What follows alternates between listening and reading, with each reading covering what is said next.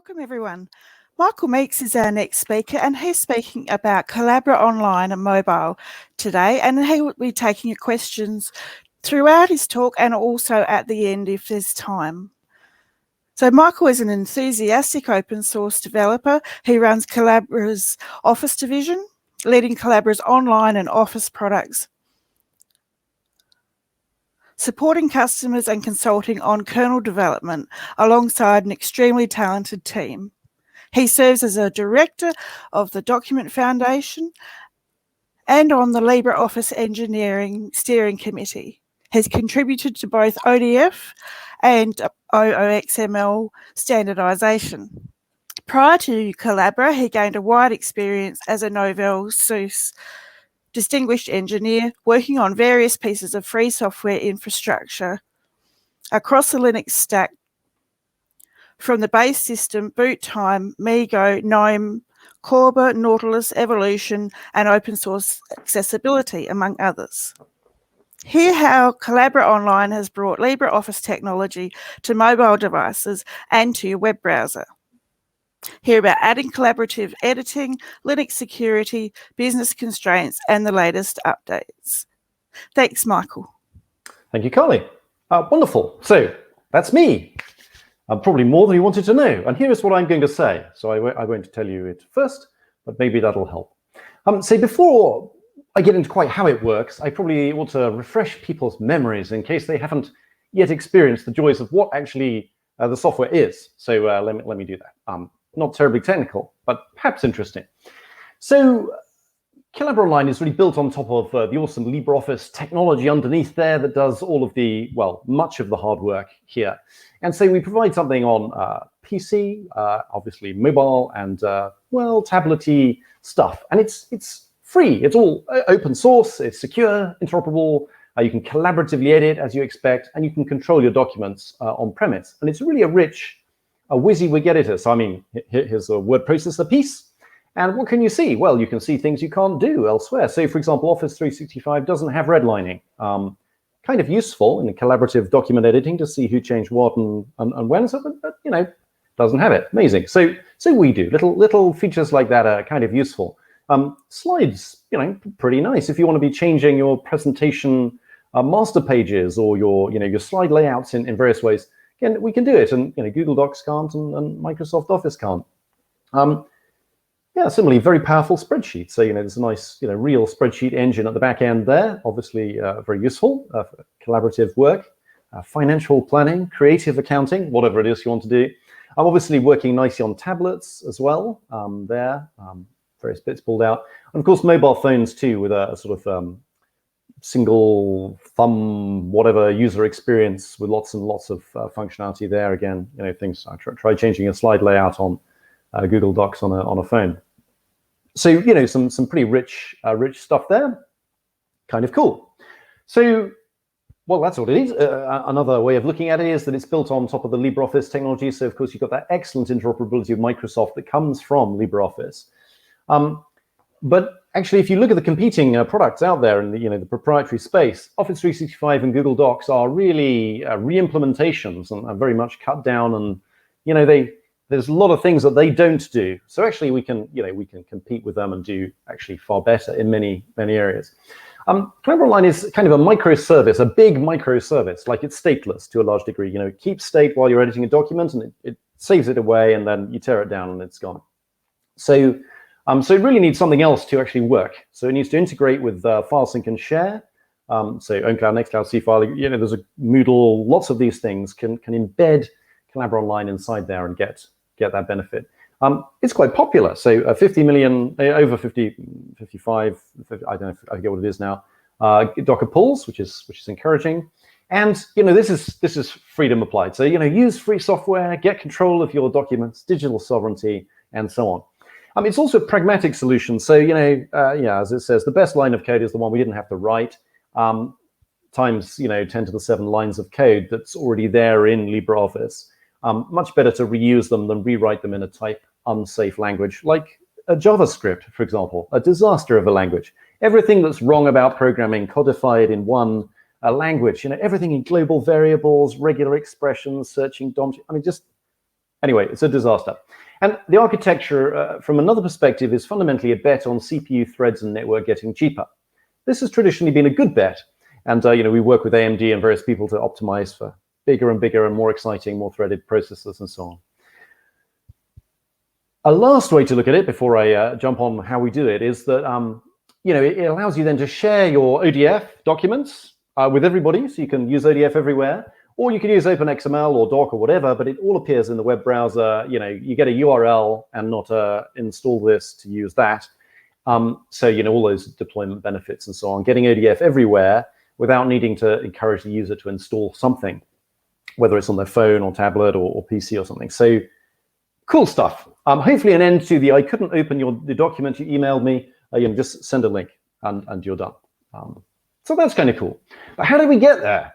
How is it even possible? Well, the first thing we did really was to wrap that old LibreOffice code, which is modernizing and growing pretty excitingly, with a very simple C and C++ API. So that exposes all of the good stuff in LibreOffice, the file format filters, tiled rendering, the editing functionality. And we made actually, you don't need to link to anything. It's a header-only API. So it's all inlined, and it hunts around your system, finds a LibreOffice core, grabs that, and then allows you to use it in exciting ways. And if you ever wondered, what this new window menu does inside your LibreOffice, we basically reuse this multi-window, this model view controller-ish sort of stuff in LibreOffice to provide this collaborative editing experience. Obviously, it was never really designed to have multiple controllers, but we work with that. We strobe that in an interesting way. And our first design, first cut here, was quite cute. So we used the leaflet web map widget. So it's really a map. So amusingly, you'll see your document twips. So a twip is a 20th of an inch point. Of course, a point is the 72nd of an inch and so on. The number of units we have inside and the conversions between them quite fun. But just to add insult to injury, once you've got hundredths of millimeters and twips and points and so on, we then convert it to latitude and longitude, which is the obvious unit for documents. And then we show it as a map. And it works really well. But nowadays, we're rewriting that to replace it by perhaps a more, coordinately friendly, easier to maintain and develop canvas-based view instead. But anyway, we connect that browser piece through a WebSocket to this WebSocket daemon that then manages a whole load of LibreOffice kits. And I'll talk about that in a little bit. And so, we push pixels to the client, but the client is pretty smart. It knows about documents. It knows what kind of document it's in. It can do a lot of things on the client that then don't require going back to the server. And indeed, if we want to, we can cache stuff on the server so that we don't even need the LibreOffice sitting around much of the time, which is kind of cool. And the things that you would think would suck for a remoting solution, like cursor blinking, should we be sending blinking cursors over the wire? Is that more pixels to come? Or surrounds for cell selections. We send those separately. Text selections. Object selection, so you can move and drag and pan and zoom and all of these things select and move around the document nice and quickly, which is kind of cool. So the great thing is that we use all of these standard web APIs. Isn't that brilliant? So that one thing runs everywhere. Unfortunately, there's a whole load of really horrible parts to the web, and one of these is keyboard input. We spent months discovering that all of these standards that supposedly make everything wonderful. I mean, you would think that if you had a text box and you were typing into it, or even that you didn't have a text box, you were typing into a web browser, you would be able to reliably get key events and see what happens. But no, this is not possible. You hide a key entry behind it, and you move it around, so accessibility technologies are happy, and you should be able to get key events out of this thing. And there's a whole load of really promising different events you can connect to and listen to, and several strata of different APIs from, but the reality is that even, sort of adjacent versions of the same browser just do different weird and wonderful things. And it's simply not possible to detect this stuff without someone typing at the keyboard. Just mind-blowing brokenness. So you can't reliably construct the text. So, well, what do? You have an entry that's hidden, just a normal entry, the space, and then a different space, and you force the cursor into the middle. And that's actually quite hard because on a mobile device, your keyboard is an actual out of process, another program. And it likes to go, oh, wait a minute, you don't want to put your cursor there and move it for you. And so then you fight it to put it back again, and bingo, all is well. And the reason you need two spaces is that otherwise you can't tell delete from backspace. And if your cursor is at the beginning of an entry, you just don't get events. So, but either way, by diffing these things and doing the Unicode to UTF-16 conversion and then trying to deal with combining, you can just about somehow get keyboard input, which is kind of cool. And then you think, well, what about copy and paste? And you go and try the alternatives. This is a Google Docs in Chrome, which you'd think would work well. A copy to the left, paste to the right. This is Office, Microsoft Office. Again, copy to the left, paste to the right. Pretty problematic. And beyond that, I mean, you can only get HTML, text, RTF, and raw pixels. I mean, not like any image format you can put metadata to. But just the unbelievable brokenness here. There's all of this pseudo security junk in there. And you need to create things and focus them and have timeouts and exec commands to do things and then catch events and try and work out if you actually manage to circumvent the ridiculous ways they try and stop you do any of these things. And hey, many times you can, which is kind of totally pointless. But often you see these kind of dialogues. IE11 had this fantastic approach. Like I have so many bad things to say about IE11, but they knew what they were doing with clipboards. Should you allow access to it? Yeah, do you trust this page to read your clipboard? Well, that would be kind of useful if you trust the software. But they're trying to avoid people sitting in the background polling your clipboard constantly and stealing all your information down a WebSocket and stashing it somewhere else. Fair enough. And so of course Chrome, Google ship Chrome by default. Their security teams are paranoid. They lock it right down so that you can't touch your clipboard, which is great. But then the same company ships a plugin for Google Docs that basically undoes that. So that you then can use copy and paste in your context menus. And there's all of these weirdos. Anyway, the security batch situation is just, it's a bit of a joke to have one part of the company undermining another part of the company and not connecting it. But anyway, in the end of the day, since none of this really works, all you can really do is sort of shove a back channel into your HTML under the hood to try and make things work nicely. So we can actually do our rich copy paste very nicely. But it's pretty funky behind the scenes. You have to refetch the data in all of the myriad of formats we support, and to the clients, and then push it back to wherever it's going to. But that works pretty nicely. So mobile, mobile's good fun, right? So I don't know. You would think it would be easy getting it to work on mobile. Ultimately, we have tried for a long time to do this. About a decade to get there. I think the Document Foundation funded our first attempt there with this Fennec. We used the Fennec browser base because that provided a nice tiled rendering, infrastructure underneath. And we wrote our UI in Java. That's great, of course, until you want to port it to iOS.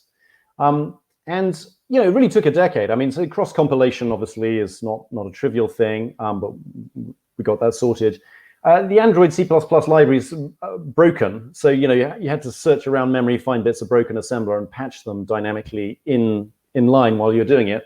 LibreOffice has this wonderful, modular system where you can dynamically load bits of code as you need them. Very efficient. Reduces the amount of code you need to ship. The problem is Android has this limit, or at least had this limit, a fixed limit, compiled in 96 shared libraries, and an unknown number of system libraries. So you really don't know quite how many shared libraries you get. And the best thing is you can't tell either. So it just crashes when you hit the limit, which is kind of good. DL open, segfault, end of app. So then huge infrastructural change inside to try and re-architect and not use these shared libraries and be able to link it all into one big blob and then garbage collect stuff we don't use out of it using the linker. So in the end, a much better solution, but yeah, pretty nice. And lots of profiling work there. But ultimately, this Java thing didn't work terribly well. And we needed a mobile UI for a responsive UI anyway for our online stuff. So we embedded a WebKit, switched to online using LibreOffice Kit, and it's all easy, right? Except, well, of course, you need a new user experience. So for years, I've been talking about the joys of Glade and repurposing user experiences. Well, many years ago, 2 decades ago, repurposing your UI for different form factors. And hey, we're actually doing it. So the sidebar here, which you may see is familiar from, LibreOffice people know it. We can now wrap that, as you can see on the left, into these this palette where there's, let me try and get my mouse. So this is essentially the sidebar headings here. And inside them, we wrap and present, obviously a different look, but a similar arrangement to the sidebars, though, which provides a lot of the raw functionality that we can bring, and just a much better way of doing things than, well, the alternatives. So making this secure, well, how do we do that? So one of the ironies here, of course, is that we need capabilities in order to secure ourselves, and then we drop them again. But lots of containment strategies don't like to give you the capabilities you like. So you want to be able to chroot. That's really kind of important. But some paranoids won't allow you to do the things you need to do. But in the ideal situation, we chroot. We copy our document into this chroot. We have a seccomp BPF filter that filters all your system calls, and all the dodgy ones we don't allow. I guess this is kind of standard for a container solution, if you look at Docker or things like this. But inside our chroot, there's just nothing. There's no shell. There's no useful capabilities. There's just a handful of NSS shared libraries, things that we can't easily preload because the system really looks for them. A few fonts and your document data. So knock yourself out. Escape our code. Try and find some stack smash, and you'll find you have access to absolutely nothing, which is kind of nice. And pixels pour out of that at speed. But what speed? How can we make this efficient and scale? I'm sure many of you have used LibreOffice, and there's often a perception from the pre-SSD world that it's very big. And I've worked a lot on accelerating its startup, but have you ever started a Java application? I don't know. And yet our Java servers, once started up and jitted all that stuff, are actually relatively fast.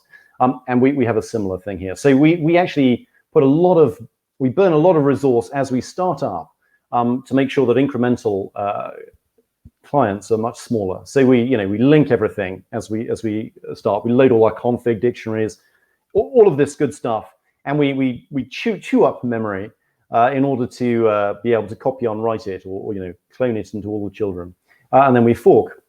There's a pretty nice tool here that we wrote as well for looking at. You can give it a process, and it will look at its parent process that it forked from, and it will analyze all of the pages and show you where you've touched pages that caused them to be copied. And it'll do a hex dump and a decimal dump. And so here you can see actually this is one of our string classes, and it will say, oh, wait a minute, that's a string class. And so from this we discovered really wanted to staticize our strings, which kind of ref counted, but just touching the reference count is not your friend if you have to copy a 4K page to do it.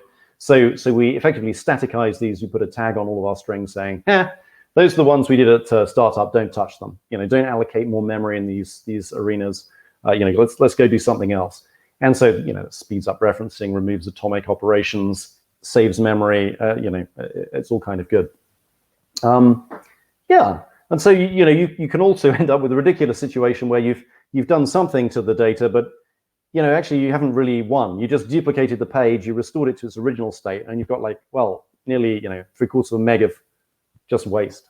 And then of course you want to benchmark it and measure it. So this is a nice before you start looking at it, you wonder what's going on. Why are we using all this memory? We're just rendering bits of document. How can it be so exciting? And then you start reading the code and you discover, these numbers are arbitrary. We've never done any measurements. Still in libpixman since May 2012, or Cairo, which has a similar thing. All of the software on your machine you're running now is going through these kind of comments that you discover when you start looking under the hood. So we have some internal patches to, better tweak that for our workloads, make sure that we're not blowing up huge caches. But when you consider these caches are per process anyway, on Linux, it's interesting. So you then get a much better picture. And analyzing that, you can break that down. I mean, heap is only one way to burn RAM, but it's a popular one. So we can get this kind of base simple test down to under 5 meg. Real guess something like 50 meg a document, something like that. That's concurrently editing. So then we want to scale it. So we scale it with HA setups. HA proxy is a very simple architecture. No database, no message bus, no shared data storage. So these things are entirely independent. They store their data, of course, into say a Nextcloud or an own cloud. And we have users out there like GMX, that one-on-one have millions of users with access to this stuff using the code at the back end, which is, yeah, that's kind of cool. It scales with the network. Our collaboration protocol is kind of simple. We bring everything into a synchronous single process. Bingo. It's all consistent. There is one model. Use none of this going at the speed of the slowest or anything like that. It's all there. And computer scientists gets hyper excited about this Google Wave, composable operations, blah, blah, blah, blah, blah, blah. All of it's a nonsense, in my view. It's just not useful. I mean, the real world use cases, most of the time, the key function of collaborative editing is to make sure that you are editing the real document and not a copy of it or problem somewhere else. And so you look at the stats, almost always it's one person editing one document.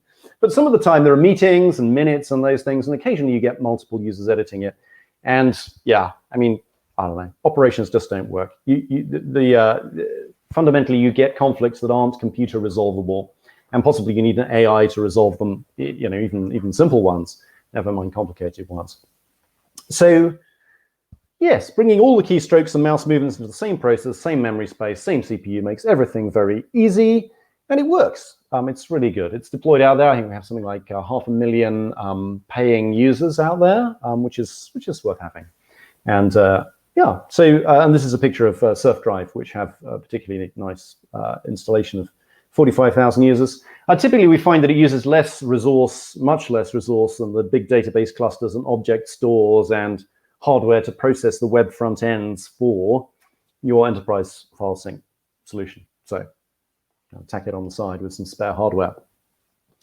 Yeah, and of course, if you're on a mobile phone, doing the work on the battery, downloading a JavaScript solution, running it locally, JITting it, downloading the whole document and interpreting that and rendering it is not necessarily fast. It doesn't necessarily save battery, and it doesn't necessarily work particularly better. So we can be quicker and faster to calculate big data sets. Obviously, for any large document, we don't need to bring the whole document down. So life is sped up. So how is it going? So that's the basic outline. But we've been doing lots of things. One of the things is making it easier to install. So I'm having pre-canned demo servers online that can grab your data and render it for you and demo documents. Obviously, with big caveats. You'd have to hand your data to our partners' test servers, and so we explain that. But of course, that means your server has to be publicly routable. So that's a problem. So we spent a lot of time building a nice one-click install that integrates with PHP. I have a talk about this at FOSDEM shortly, if you're particularly interested in this. But it's a whole chunk of code, primarily because PHP has a totally different lifecycle mechanism, and it throws away the whole server state after every request. Well, and it constructs it on every request as well, which is insanely expensive, but kind of cool. But by using Keep Alive WebSockets, we can emulate this keep Alive HTTPS, we can emulate WebSockets, and actually we can provide pretty wonderful latency. And you can have a download app image that just runs in the background on your arbitrary web server, which is kind of cool.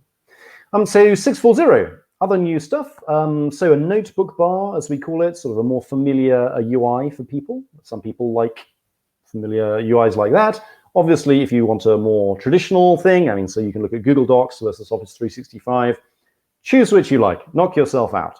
It's each to their own. And freeze notebooks, freeze rows, smart art improvements, PDF search, so you can send your PDF to people and have collaboration and annotation around that. So maybe you can't edit the PDF, but you can do all sorts of cool stuff with it. What else? New things coming here: chart editing, improved sidebar stuff, primarily for the phone.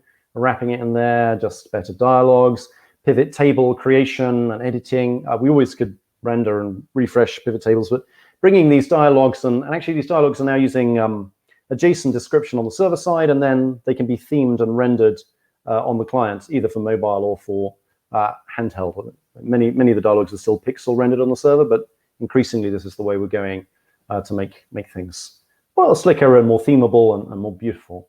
Calc name ranges, managing that, statistical tools of all kinds, moving average, smoothing, analysis of variance, and lots of other stuff, faster rendering, better interactivity, caching slides in every direction as you move around, huge Cypress testing work, tests for almost everything. I can't tell you, 3,500 commits worth in 1 or 5 slides, but there's lots of work going on there. And getting the mobile things working better, particularly the tablets thing for iOS is just much improved now. Started dark mode, 500,000 plus installs. Chromebook, so we're using Android's Chrome OS integration, which is far from perfect, but getting better. And so you can then run effectively, well, it's an Android app, but because we're reusing all of the code, the Android app also is a PC, got like a full PC Office productivity suite in it, underneath it. So you can use that on your educational setting with your Moodle, or, and you can run it natively, so it'll work offline, or you can connect through your browser to your, say, Moodle or whatever, and collaboratively edit in your browser, which is kind of cool. Of course, there are some people who say, I want to be able to not have an internet connection and collaboratively edit, but they can, well, anyway, these things happen. These people get everywhere. Nice style guides to make the UX look beautiful and all consistent, and then a special API to, well, configure the UI how you like, and to then change all of the colors so that they, they fit better with your integration. So all sorts of little bits that you can shove in around the iframe from the integration in to make it look prettier. So that's pretty nice, because people want to, so, well, anyway, this is before in Nextcloud in terms of what's there. And then after, so you can configure the rulers off, some sidebar, change the document colors, change some of the highlight colors. And increasingly, community's looking at doing this for icons and, the content of various things, highlights and icons. So you just get a very consistent feel of a native piece of your integration. So, well, this is an interesting problem. How do you make all of this stuff work? How do you encourage people to put money in and make things happen here? And yeah, well, it's a pretty interesting question. If you look at the ideas around Collabora Online, they're not terribly new. We'd had them when we actually created LibreOffice back in our first Paris conference. I had hacked up a GTK Broadway based prototype. So Alex Larson at Red Hat created this thing to allow GTK apps to be used over the network, 2011. Good, and it rotted and rotted and rotted until finally we got the investment to do this. And so we managed in 2016 to ship the first version of this. It was only a single user. And of course it then improved and improved. But well, I still think economics rocks. I mean, the communities are cool, and I love being part of one. And working with volunteers and helping mentor people and having fun together is awesome. And of course, actually, we try and do that inside the company as well. Obviously, with some success. But ultimately, at the end of the day, that investment is needed to get any kind of real heavy lifting traction. And it costs millions of euros to do it. So if you're going to put your pension into software, you would like the software to pay something back when you invest. It's kind of useful if there's a return. So that's one side of the business equation. But I guess on the other side of the business equation, there's that whole, do we have a perfectionism? Ship it when it's ready, or ship it when it's perfect, versus release early and iterate and try and get something that will attract people to improve it and help and so on. And how do you do that? How can you get a technical release schedule that works? And there's lots of interesting things. I mean, I think the time-based release schedules are really, really important to help with that. But at the end of the day, you're gonna need something that provides an economic driver to allow you to sell something. And I guess in open source, the traditional point of proprietization is the trademark. You can do anything you like with the software, but the brand, you can't call it Red Hat Enterprise Linux. You can't call it even Ubuntu, unless you comply with these things. And that's how we sell, right? That's the piece that's the value. And so it's really, really important then, I guess, to get those things aligned. And we tried to do that inside the LibreOffice community. Well, here is a picture of some of the awesome people there. And many of these people are my great good friends. But we still disagree sometimes. I mean, let's face it. When you look at the picture of who's putting the investment in, that's the commits for the last year. Well, maybe. Yeah, it's diversified more, actually. Interestingly, since we moved it out of Document Foundation, there's many more commits from volunteers, which is interesting. But yeah, 97% Collabora. So we decided to move away from the LibreOffice stable and put this on GitHub and have a Collabora Online story, really to get that clear brand. so that, when you're looking for this, well, you look to Collabora, not to a free version from another much more. I mean, the LibreOffice brand is very well known. Amazingly, we've done a lot of work to try and drive it and build it over years. And it overtook OpenOffice after about 5-6 years in terms of the Google trend curve. But the brand is incredibly powerful, and to try and compete with yourself called something else in a way that's just unconscionable in terms of actually helping to promote investment. And we need more investment to make software better. That's for sure. So we decided to move it and unwind kind of a long-running conflict about how that should be positioned at the Document Foundation. And because that's clear, that allowed us to remove a reminder. We had a reminder in code, which I guess is the Fedora to our RHEL, that would try and encourage people to buy support when they were using a lot of users on the same server. It helped grow the pool of developers, and I still love LibreOffice. There's lots of good things there, and the Document Foundation is doing really well. Like, I think we got something like 1.3 million euros in donations we raised last year, something like up 30% just from the desktop product. So there's luckily not a scarcity at that side of the equation. And this really tackles the free compliments problem. So the free compliments is, if you read Joel on software, everybody wants a free complement. So, one of the great attractions if you're a hardware vendor is to have a free operating system, because people don't just buy your hardware, they need to run an operating system on it. And if you can get the price down of the operating system, then you can defend your price for the hardware. So this is the basic free complement problem. And I think in open source, we have these very significant problems of people deploying free floss out there and not contributing back. So I'm fine as long as people contribute back, and they're competent and they support it and they do a good job deploying it. But I think we really need to at least see this problem, that some proportion of the people who are saying, you should have an unbelievably onerous but apparently freedom-loving license for your software. Some proportion of these people are just trying to sell you like shortcuts around the license. So they love to make it more onerous. And some proportion of people are saying, but it's all free and it should be all free wonderfully, are really just trying to drive the price of that to zero so that they can sell their training, installation, consultancy for more money. And so the people wearing the hat marked good guy, I am the whatevery person, are not necessarily. It's interesting to look at the motivations of them. At least, from a marketing perspective, it's very important to try and encourage people to contribute, either whether directly as individuals or doing. So many people do so much contributing. It's a shame that some of those companies who have the most resource and are saving, in some cases, millions of dollars, are not encouraged to actually contribute. And at the Document Foundation, we're starting to try and fix this as well. So of course, I'm still director of the Document Foundation, and we're trying to fix this by trying to encourage people that LibreOffice is awesome and you should use it, definitely. But really, you should get an enterprise supported version and try. We've been giving that message for years and years, and no one listens.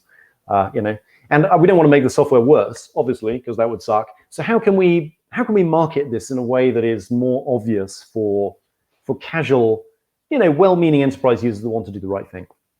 So there's a little bit of rebranding there, LibreOffice Community that's coming, and we'll see what happens there. But either way, there's an issue, and that at least makes Collabora Online similar to many of the other enterprise file sync and share pieces that we depend on.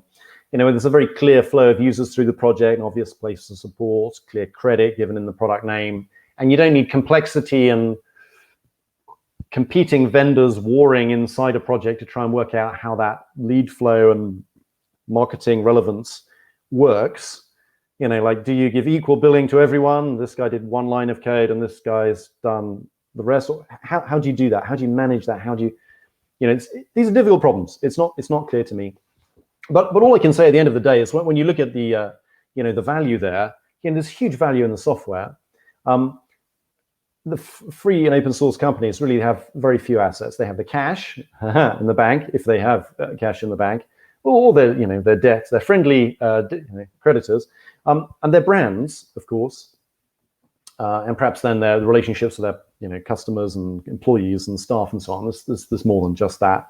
But that return on investment that they put in is really important. And the most obvious route for that, of course, is via trademark and brand, I guess. So anyway, we moved to GitHub, which is kind of cool. But I love Nat. He's doing some great work, and loads of people jumped in and helped out, and it's really great to see that growing. If you play with Gitpod, you can get something running almost immediately. No need to install anything, runs in the web browser, virtual machine at the back end, ready to hack, editor there. So it's just very easy to get in and do an easy hack and, well, get out again, although we hope you would stay. So, yeah.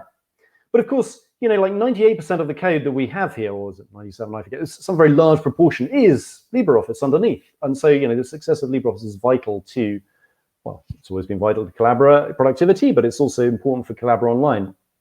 And so, we contribute on both sides heavily. So, yeah, get involved. There are great ways to great pointers there to do that. And there's lots of easy hacks on both sides. There's some language choices. If you're more of a JavaScripty, CSS designy person, then maybe it's good in online, or just helping on the LibreOffice community, web properties and so on. Lots of things to do there. And yeah, we have weekly meetings, so I'd love to hear from you. Here is a whole load of team. Collabora's mission is to make open source rock. I will end the Collabora. Well, it's more complicated than that, but that's the basic punchline. And we'd love to help you help us do that. What else? Conclusions. Yeah, so, well, it's easy to deploy. So I guess that's one thing that perhaps I didn't labor too much, but, alternate solutions are a real pain. And we mercifully reuse other people's hard labor. So you wouldn't believe how complicated it is just to do authentication. There's XAML, and there's all these weird ways of doing just simple authentication, from your Kerberos tickets to your LDAPs to your whatever. And it's all really tough stuff. And similarly, object storage, you would think it was simple to store objects or simple to run clustered databases with metadata and all this sort of stuff. But it isn't. And so in consequence, we try and avoid that at all costs. We give this problem to other people who are experts at it, and we love to partner with them. So, by the time you've deployed your Nextcloud cluster or your own cloud, clustered, scalable, redundant, highly available solution, it's just trivial to drop a Collabora Online on top of that. It really is very simple. And, and the good thing is you can use the same thing for your Moodle server and your Mattermost and your Nextcloud, for example, the same one instance of this clustered thing to serve all of those things simultaneously, which is kind of elegant. It allows you to get control of your data and documents. Don't give them to a large monopoly of whichever flavor based in America. Instead, keep them, on your premise, ideally on your network, on your own CPU, in your own RAM that you control, not something you're row hammering, sharing with a Korean, North Korean, whatever. Who knows who has access to the servers you're running on. It's really easy to integrate. If you have a web app, you can theme it and make it your own. You can customize it, and we'd love to help with that. It's relatively low load on a server compared with the things it integrates with these other solutions. It's improving very quickly, and we've created it, but with a generous help of lots and lots of people. So check out the credits there. We love to have contributions. It's based on the awesome LibreOffice technology, and we're very grateful for everyone that supports us, of which there are very many. So thank you for playing with it, giving your feedback. Please do get involved and let us know. And I think that's it for me for now. And I'm open for questions, if there are any questions. I think I finished like 2 minutes early. Yes, you finished in time for questions. Thank you, Michael.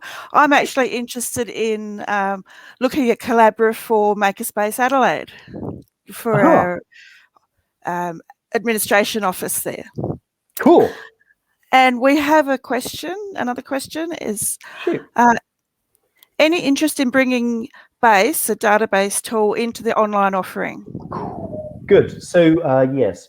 So, well, everybody tells me that you shouldn't use spreadsheets for databases. That's very, very true. And so we have a database tool inside LibreOffice. Yeah, but it's kind of a Java beast, primarily. I mean, so there's HSQLDB as the default backend, which is a kind of a noddy Java database. We have a Firebird backend there that's at least C++, so there's a chance you can do some of these, like forking and memory sharing and pieces in it effectively. But, at the end of the day, if you look at what Google, or, one of those data entry things, like the quiz survey thing where you do a web page and it actually all goes into a spreadsheet at the back end, and don't you know it, that there is a spreadsheet again being used as the database. Incredibly useful. I'd love to have that kind of functionality just to collect information, do quick surveys. Get involved. Help us build that. But I think the database piece, I think there are so many good web tools out there to do this that I really don't know that we would add huge value there. But if you have a use case, and I don't know, and there's a customer wants that, obviously we'd look at it. But I don't know. Yeah, I don't think it's something we excel at. Does that make sense, Michael? Is there any follow up on that or? There isn't any follow-up, but are you going to be available in the Venulous chat? Sure, I'll stick about there. It's something like 4 a.m. for me, but I will stick around for a few minutes. And I'm very happy to answer anyone's questions, heckling, queries, suggestions. I'd love to hear it all. Love to get feedback on your use of the tool. So thank you for listening. Very good. Okay, Thank you very much for your talk. And as Michael said, if you want to, you can chat with him in Venulous chat. Thank you. Awesome. All the best. Thanks. Bye. Bye.